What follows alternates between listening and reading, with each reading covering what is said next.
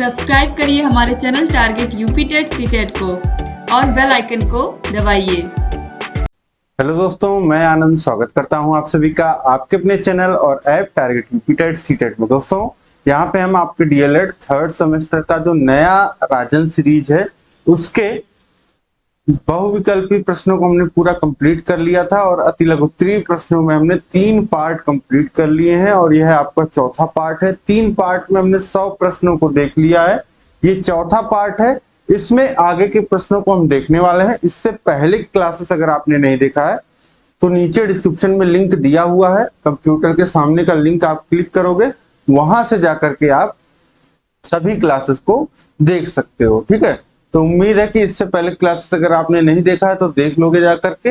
अब हम स्टार्ट करेंगे इस क्लास को और इसी तरीके से आपके थर्ड सेमेस्टर के सभी विषयों को पढ़ाया गया है, तो सभी विषयों का लिंक नीचे डिस्क्रिप्शन में है। सभी विषयों को पढ़िए और अच्छे से अपनी तैयारी आप करिए। अब देखिए, अगर आप कम समय में बेहतर तैयारी करना चाहते हैं तो हमारे ऐप का लिंक नीचे दिया गया है, वहां से आप तैयारी करिए। वहां पे भी आपको यही सारा कंटेंट मिलेगा, साथ ही साथ आपको पीडीएफ मिलेगा, टेस्ट सीरीज मिलेगा और बिना किसी प्रचार के आप इन क्लासेस को देख पाओगे। तो चलिए स्टार्ट करते हैं। देखिए प्रश्न क्या 101 क्या कह रहा है कि प्रोटोकॉल से आप क्या समझते हैं। प्रोटोकॉल हिंदी में लिखा हो या इस तरीके से अंग्रेजी में लिखा हो प्रोटोकॉल, तो इसका मतलब ये होता है, जैसे नॉर्मल भाषा में अगर हम सोचे तो प्रोटोकॉल कुछ नियम होते हैं जो अप्लाई होते हैं किसी विशेष कंडीशन में, किसी विशेष स्थिति में कुछ नियम कानून अप्लाई कर होते हैं। जैसे अभी आपके शहर में अगर सीएम आ जाए, पीएम आ जाए, तो उनका प्रोटोकॉल होता है कि इतनी सिक्योरिटी रहेगी, इतने दूरी में कोई नहीं रहेगा, जो लोकल पुलिस है उनको सुरक्षा देना है, बाकी जो जवान है उनको सुरक्षा देना है, जो उनके साथ सिक्योरिटी गार्ड है उनको सुरक्षा देना है, और किस तरीके से गाड़ियों का काफिला चलेगा। तो ये हो जाता है सीएम पीएम का प्रोटोकॉल। और यहाँ आपके कंप्यूटर विषय में क्या प्रोटोकॉल होता है, जो अब देखिए कंप्यूटर विषय में इस समय क्या हो रहा है, डेटा का आदान प्रदान सबसे अधिक हो रहा है।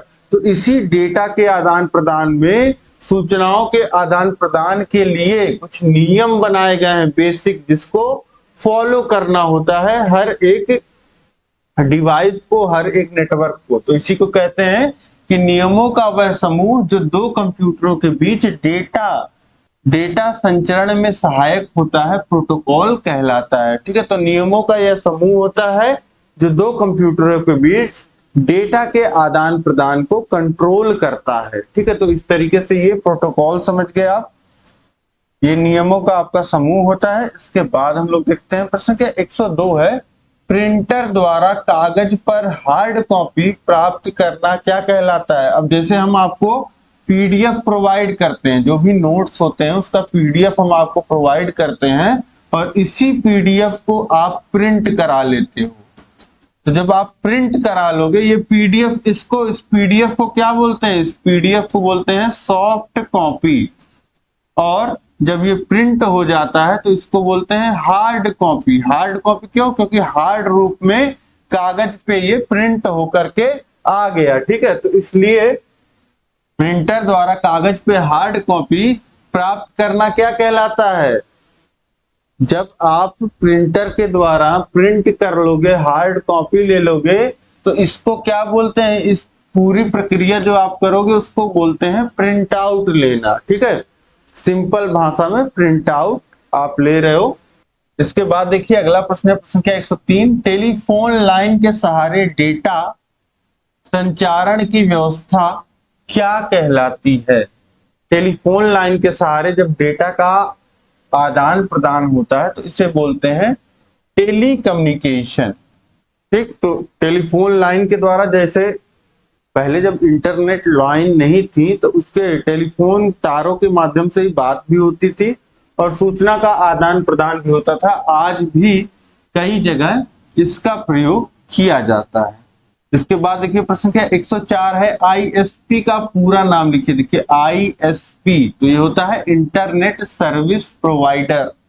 अब इंटरनेट सर्विस प्रोवाइडर, अब इसको तो टेक्निकल भाषा में आईएसपी बोलते हैं, लेकिन वैसे आप क्या बोलते हो? वैसे जो आपके यहाँ जैसे ब्रॉडबैंड अगर लगा हो, नेट लगा हो, राउटर लगा है आपके घर, अगर तार के माध्यम से इंटरनेट की सेवा आ रही है तो उसको क्या बोलते हैं? उसको ब्रॉडबैंड बोलते हैं। लेकिन जो वो ब्रॉडबैंड की प्रोवाइडर कंपनी है उसको क्या बोलेंगे? उसको आईएसपी बोलेंगे, इंटरनेट सर्विस प्रोवाइडर बोलेंगे। जैसे आपके बड़े बड़े कौन से हैं आईएसपी? एयरटेल ब्रॉडबैंड प्रोवाइड करता है, जियो फाइबर, ये सब क्या है? ये सब एयरटेल फाइबर और जियो फाइबर, ये आपके आईएसपी हैं। और इसी में बहुत सारी छोटी छोटी कंपनियां हैं शहरों के अकॉर्डिंग, ठीक है, जहां जिसका काम, जिसकी पहुंच अच्छी है वहां पे वो आईएसपी है। ठीक, तो इस तरीके से ये प्रश्न आप समझ गए। इसके बाद देखिए प्रश्न क्या 105 क्या कह रहा है कि आईएसपी से आप क्या समझते हैं? तो अभी मैंने आपको बताया कि आईएसपी इंटरनेट सेवा प्रदान करने वाली एक संस्था होती है जिसमें एक अथवा एक से अधिक गेटवे कंप्यूटर होते हैं तथा यह अन्य कंप्यूटरों को गेटवे के सहारे इंटरनेट से जुड़ने की सेवा प्रदान करती है। अब गेटवे क्या है? गेटवे को समझिए। आप यहाँ तार ला करके इंटरनेट प्रोवाइडर ने, मान लेते हैं जियो ने लगा दिया। अब जियो ने लगा दिया तो तार के माध्यम से तो आपके ना मोबाइल में चल रहा है ना तुरंत लैपटॉप में, मान लेते हैं सीधे लैपटॉप में चल भी सकता है लेकिन बाकी डिवाइसेस में, आपकी टीवी में नहीं चलेगा। ठीक है, तो इसके लिए ये लगाते हैं एक राउटर। एक छोटा सा डिवाइस होता है, जैसे आपके टीवी के साथ सेट टॉप बॉक्स लगता है वैसे ही लगता है राउटर। और ये राउटर क्या होता है? ये राउटर होता है गेटवे। ये डिवाइस का नेम है, डिवाइस का प्रकार है। गेटवे वो होता है जो आप किसी नेटवर्क से जुड़ते हैं तो क्या कहलाता है? गेटवे कहलाता है। ठीक है, किसी नेटवर्क से जो आपको डिवाइस जोड़ती है वो कहलाता है गेटवे। तो इस तरीके से आपके घरों में जो राउटर लगा होता है वो क्या होता है? गेटवे होता है, जिसके माध्यम से आप नेटवर्क से जुड़ पाते हैं। ठीक, तो आईएसपी से आप क्या समझते हैं? आईएसपी का आप फुल फॉर्म बता लोगे, इंटरनेट सर्विस प्रोवाइडर। और आईएसपी है क्या, किसको बोलते हैं, यह आप बता लोगे। इसके बाद हम लोग देखते हैं प्रश्न क्या 106 क्या कह रहा है? कीबोर्ड पर बटन दबाने की प्रक्रिया को हम क्या कहते हैं? इसको देखिए, कीबोर्ड पे आप बटन दबा रहे हो तो इसको की स्ट्रोक आप बोल दीजिए, या इसी को बोल सकते हैं इनपुट देना। की स्ट्रोक बोल दीजिए या इनपुट देना। कीबोर्ड पे आप कोई भी बटन प्रेस करोगे तो कंप्यूटर को क्या मिलेगा? एक इनपुट मिलेगा, एक जानकारी मिलेगी, उसके आधार पे वह काम करेगा। तो इसलिए ये आप लिख दीजिएगा की स्ट्रोक या फिर इनपुट देना। कीबोर्ड पे बटन दबाने की प्रक्रिया को कहते हैं। इसके बाद हम लोग देखते हैं प्रश्न संख्या 107 है, किसी कंप्यूटर पर कार्य प्रारंभ करने के लिए प्रोग्राम में जाने की प्रक्रिया क्या कहलाती है? अब किसी कंप्यूटर पर आप कोई काम जो है वह प्रारंभ कर रहे हो और किसी प्रोग्राम में आप इंटर कर रहे हो, ठीक है, तो इसको क्या कहते हैं? तो किसी कंप्यूटर पर कार्य प्रारंभ करने के लिए प्रोग्राम में जाने की प्रक्रिया को लॉगिन कहते हैं। आप कहीं पे भी कोई भी प्रोग्राम खोलते हो तो उसमें लॉगिन करते हो, कोई भी वेबसाइट होती है वहां पे लॉगिन करते हो। तो इस तरीके से ये समझ गए आप, इस प्रक्रिया को क्या कहते हैं? लॉगिन कहते हैं। इसके बाद देखिए प्रश्न क्या 108 है, किसी कंप्यूटर पर कार्य समाप्त करने के लिए प्रोग्राम से बाहर आने की प्रक्रिया। अब प्रोग्राम में आपने इंटर किया, प्रोग्राम में जब आप इंटर करोगे तो आप क्या करोगे? लॉगिन करोगे। अब जब इसी प्रोग्राम से आपको बाहर निकलना होगा तो लॉग आउट करोगे। ठीक है, ये हो गया आपका लॉग आउट बोल दीजिए, या इन्होंने लॉग ऑफ लिखा है तो लॉग ऑफ भी बोल सकते हैं। ठीक है, लॉग ऑफ या लॉग आउट।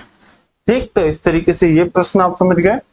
इसके बाद हम लोग देखते हैं प्रश्न संख्या 109, इंटरनेट एक्सप्लोरर क्या है? इंटरनेट एक्सप्लोरर जो है वह आपका एक ब्राउजर है जिसके माध्यम से जो है वह इंटरनेट पे जानकारी को खोजा जाता है, वेब पेजेस को एक्सेस किया जाता है। तो इंटरनेट एक्सप्लोरर एक सॉफ्टवेयर है जो इंटरनेट पर वेबसाइट को खोजने की प्रक्रिया को आसान बनाता है। सीधे सीधे आप लिखिएगा कि इंटरनेट एक्सप्लोरर एक ब्राउजर है जिसके द्वारा जो होता है वह ऑनलाइन जानकारी को खोजा जाता है और वेब पेजेस को यह खोलने में मदद करता है।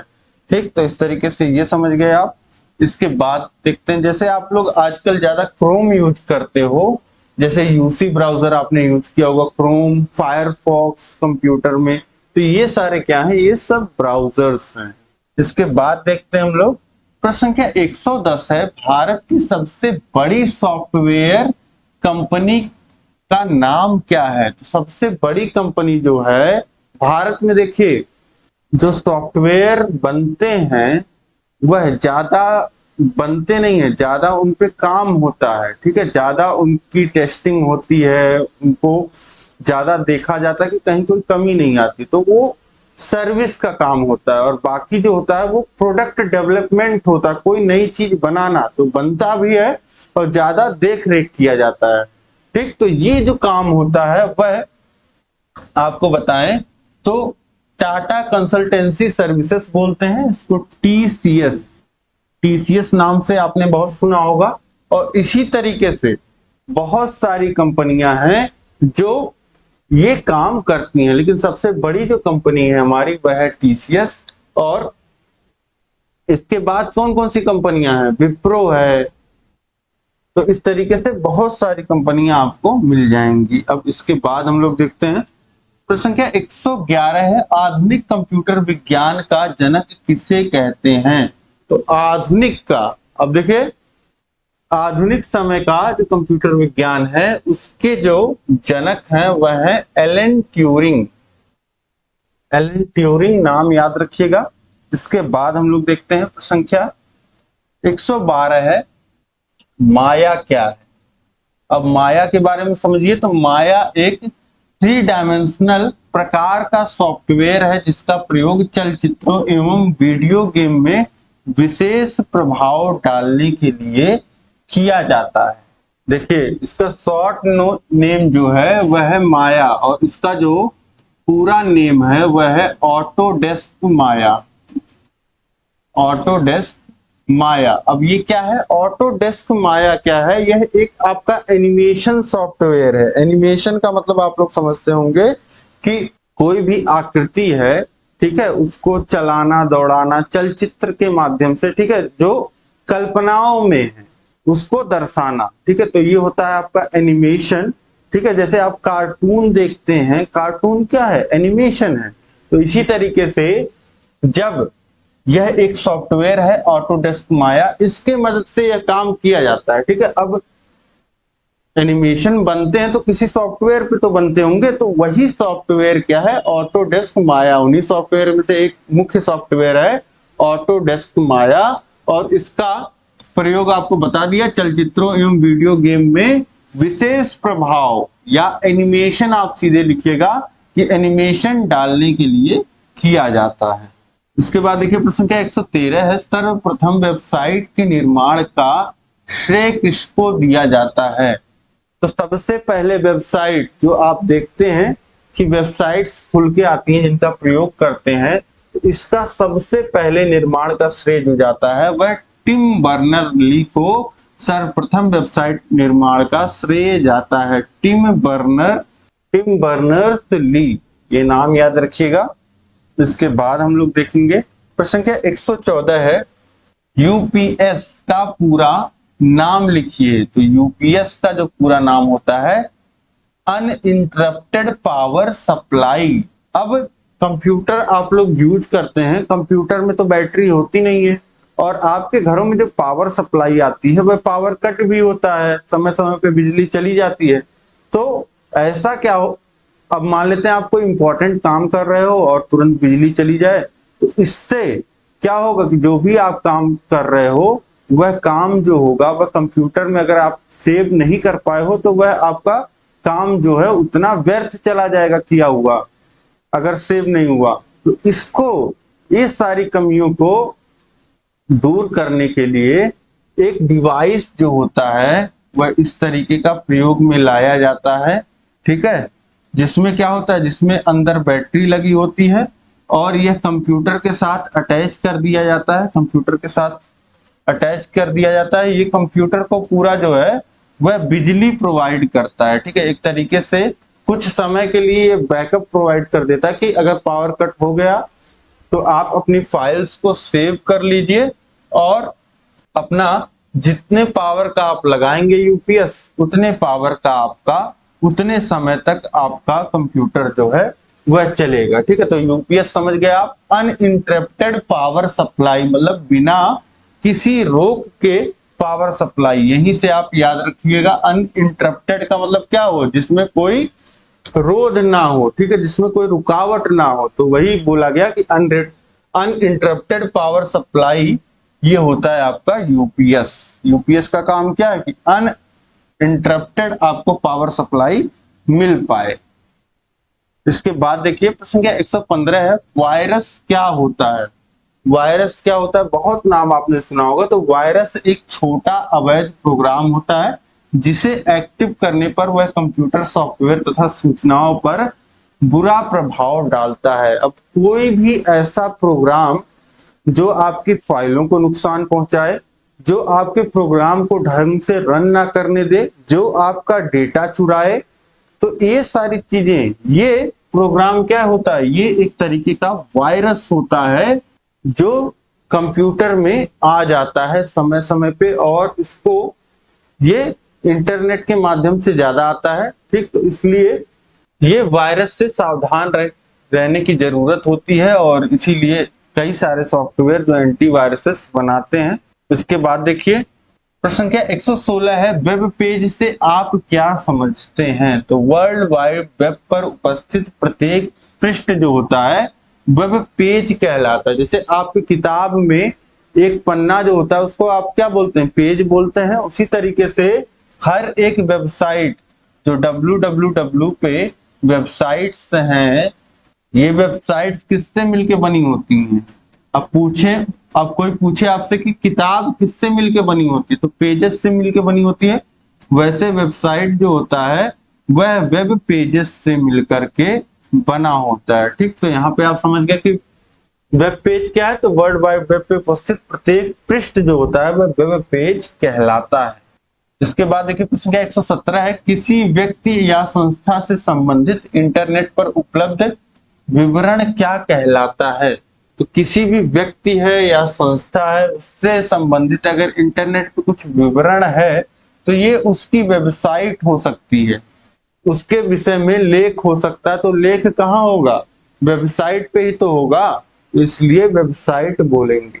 इसके बाद देखिए प्रश्न संख्या 118 है, किसी दो वेब ब्राउजर का नाम लिखिए। तो वेब ब्राउजर जैसे नेटस्केप नेविगेटर, ये आपका एमएस वर्ड का, और इसी तरीके से आपका मोजिला फायरफॉक्स, ये पुराने समय में बहुत फेमस आपके वेब ब्राउजर्स रहे हैं। लेकिन इस समय जो आपका फेमस है वह क्या है, वह है आपका क्रोम ब्राउजर जो गूगल का ब्राउजर है। और इसमें इस क्रोम ब्राउजर की महत्ता अगर आप समझना चाहें तो इसी ब्राउजर ने जो है वह गूगल कंपनी को उठा दिया, गूगल कंपनी को इतना फेमस बना दिया।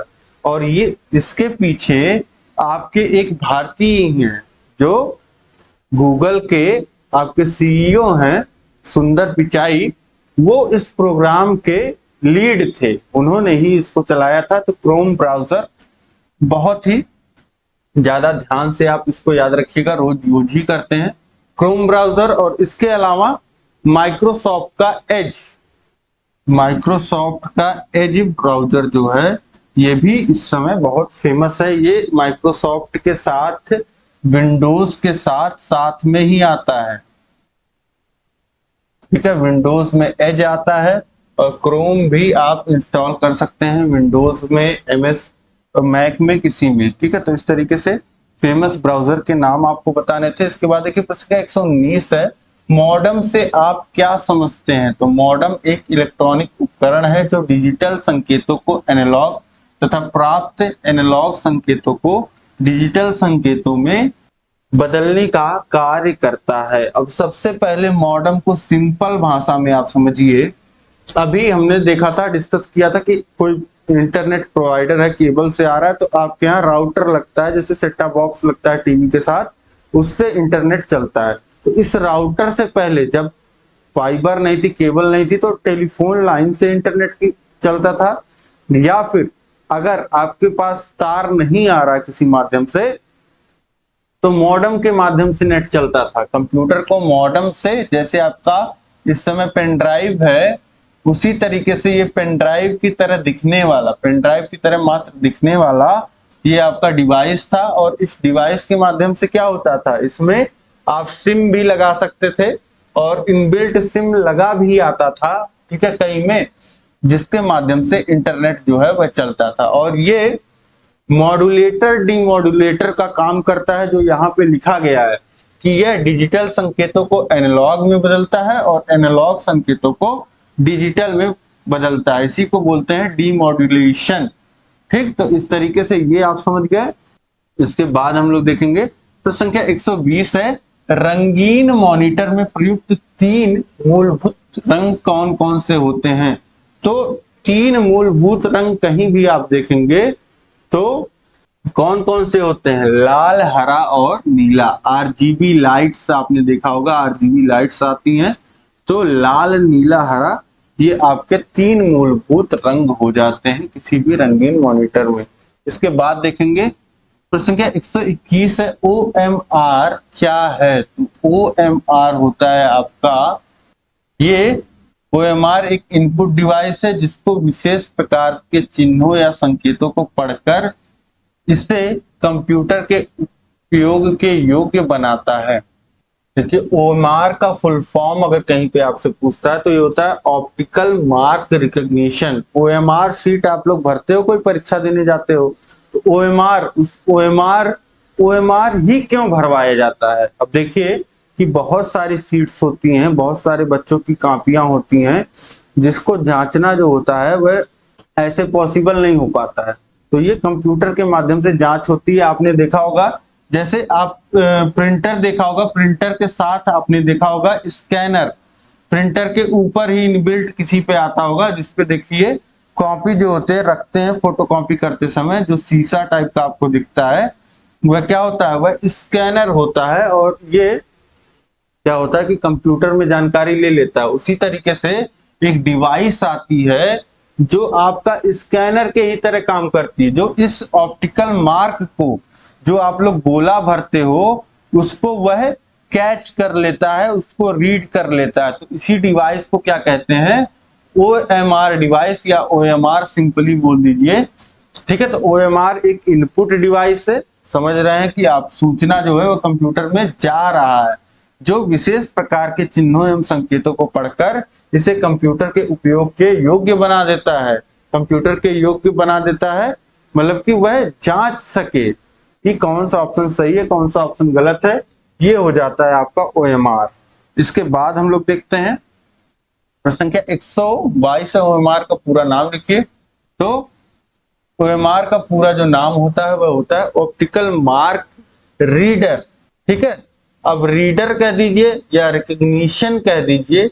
जो देखिए दो, एक तो OMR, एक जो OMR रीड कर रहा है वह OMR ऑप्टिकल मार्क रीडर हो गया, और जो आपका OMR सीट होता है उसको क्या बोलते हैं, ऑप्टिकल मार्क रिकॉग्निशन। ठीक है, तो इस तरीके से ये आप लिख दीजिएगा ऑप्टिकल मार्क रीडर, ये होता है OMR। इसके बाद देखिए प्रश्न क्या 123 है आपका, क्या कह रहा है 123 है, OCR का पूरा नाम बताइए। तो OCR होता है ऑप्टिकल कैरेक्टर रीडर। अब देखिए गोला तो रीड कर लिया उसने, गोला रीड कर लिया, ठीक है, या कोई भी निशान हो एक तरीके का पर्टिकुलर वह रीड कर लिया, लेकिन कैरेक्टर मतलब क्या होता है, ये जो आपके चिन्ह, जो अल्फाबेट्स होते हैं ABCD या इस तरीके से स्मॉल में भी, तो ये क्या होते हैं, ये कैरेक्टर होते हैं। तो इस तरीके से इसको रीड कर पाना ये किसका काम होता है, OCR का, ऑप्टिकल कैरेक्टर रीडर, ये होता है आपका OCR।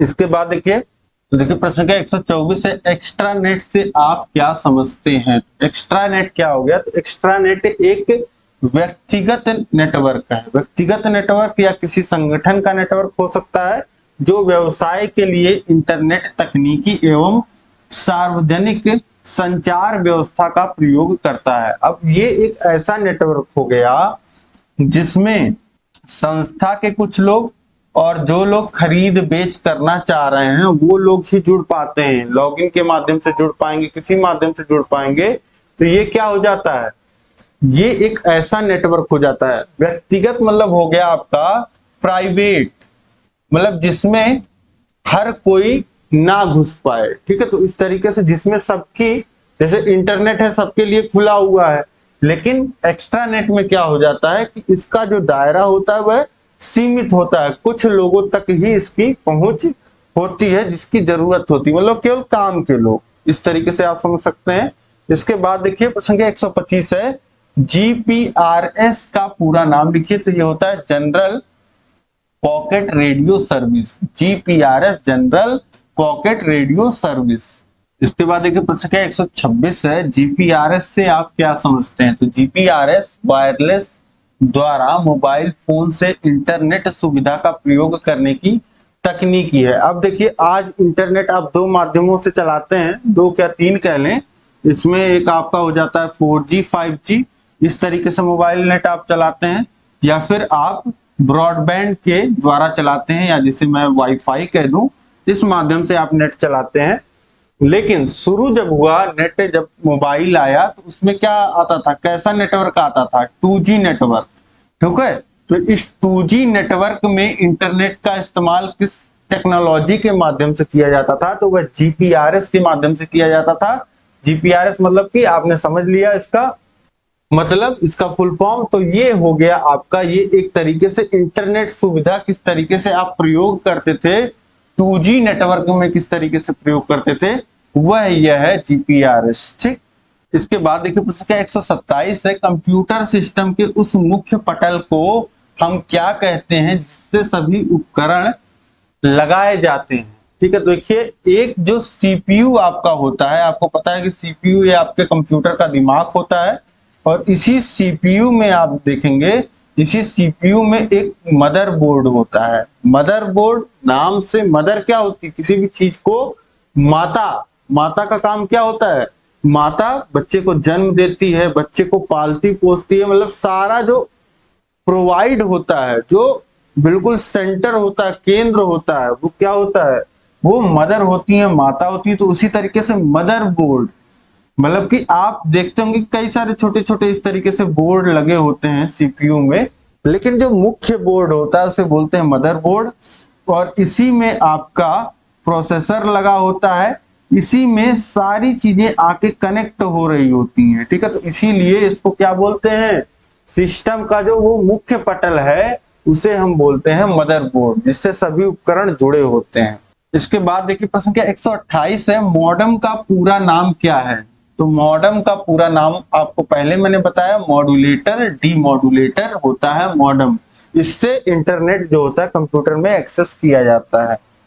इसके बाद देखेंगे हम लोग प्रश्न संख्या 129 है, पासवर्ड से आप क्या समझते हैं। तो वह गोपनीय कोड जो कुछ प्रोग्रामों में प्रविष्टि मतलब कि प्रवेश प्रतिबंधित करता है, पासवर्ड कहलाता है, ठीक है। तो यह एक गोपनीय कोड होता है जो प्रोग्रामों में प्रवेश के समय, प्रवेश जो होता है वह प्रतिबंधित करता है, और सही कोड होने पे प्रवेश को होने देता है, ठीक है। तो इस तरीके से ये हो जाएगा आपका पासवर्ड।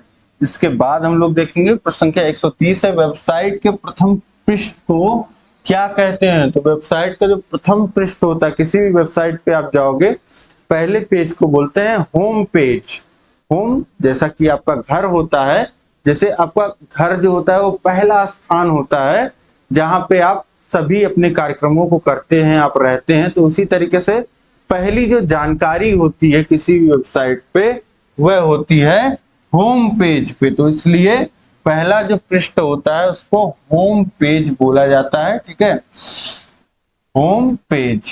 तो इस तरीके से ये आपका हो गया होम पेज। इसके बाद देखिए प्रश्न संख्या 121 है, बार कोड क्या होता है। अधिकांश उत्पादों पर मुद्रित रेखाओं के तरीकों को बार कोड कहते हैं। अब कोई एक सामान है, इस तरीके से मान लीजिए ये कोई सामान है, और इस सामान पे आप देखते होंगे इस तरीके से ये एक लाइन इस तरीके से बनी रहती है, इसी को क्या बोलते हैं, इसी को बार कोड बोलते हैं। बार कोड क्यों बोलते हैं, ये एक बार मतलब क्या होता है, एक टुकड़े के रूप में इस तरीके से है, ठीक है। तो ये आपका बार कोड हो जाता है। और ये बार कोड क्या होता है, तो ये जो लाइंस होती हैं किसी भी उत्पाद पे, किसी भी प्रोडक्ट पे, उसे हम क्या कहते हैं, बार कोड कहते हैं। और ये किस लिए होता है, ये इसको जो है वह एक यूनिक आइडेंटिटी आप कह सकते हैं। यूनिक आइडेंटिटी के लिए, जैसे आपका एक आधार कार्ड का संख्या होता है, ठीक है, वैसे ये आपका किसी भी प्रोडक्ट पे, ठीक है, इस प्रोडक्ट का प्राइस क्या है, इसका दाम क्या है, ठीक, किस कंपनी का है, कहां पे बना है, कब एक्सपायर होगा, कितनी उसकी मात्रा है, कितना किलोग्राम में है, कितना लीटर में है, ये सब क्या होता है, ये बार कोड के द्वारा जानकारी हो जाती है, ठीक है। तो बार कोड आप समझ गए। इसके बाद देखते हैं, आपने देखा होगा जब भी मॉल वॉल से शॉपिंग करते हो आप, एक स्कैनर के द्वारा एक लाइट इस तरीके से निकलती है, एक तरीके डिवाइस गन टाइप की, ठीक है, और उससे स्कैन करते हैं। तो किसको स्कैन करते हैं, बार कोड को ही स्कैन करते हैं, ठीक है। तो इसके बाद देखिए प्रश्न संख्या 132 है, यूआरएल का पूरा नाम क्या होता है, ये होता है uniform resource locator. Research locator लिखा है इसने, रिसोर्स लोकेटर होता है, इसको लिख लीजिएगा आप, यूनिफॉर्म रिसोर्स लोकेटर। ये आपका होता है यूआरएल का मतलब यूनिफॉर्म रिसोर्स लोकेटर। और ये यूआरएल किसी भी वेबसाइट पे आप जाते हो तो उसका एक यूनिक एड्रेस होता है, ठीक है, एक यूनिक डोमेन नेम होता है, ठीक है। और उससे भी स्पेसिफिक वेबसाइट में भी किसी पेज पे आपको जाना है तो उसका एक यूआरएल होता है, जिसे बोलते हैं यूनिफॉर्म रिसोर्स लोकेटर, ठीक है। तो इस तरीके से यूआरएल का मतलब क्या होगा कि एकदम एग्जैक्ट पता है, एक तरीके से समझ लीजिए वेबसाइट का, ठीक है। तो ये हो जाता है आपका यूआरएल, यूनिफॉर्म रिसोर्स लोकेटर। यहाँ पे रिसर्च लोकेटर लिखा है, ये गलत है, यूनिफॉर्म रिसोर्स लोकेटर है। अब ये समझ गए आप, यहां तक उम्मीद है आपको सभी प्रश्न समझ में आ गए होंगे, अच्छे से आप सभी प्रश्नों को समझ पाए होंगे। अगर आप सभी प्रश्नों को समझ पाए हैं तो आप कमेंट में बस यस लिख करके कमेंट कर दीजिए, यस लिख करके।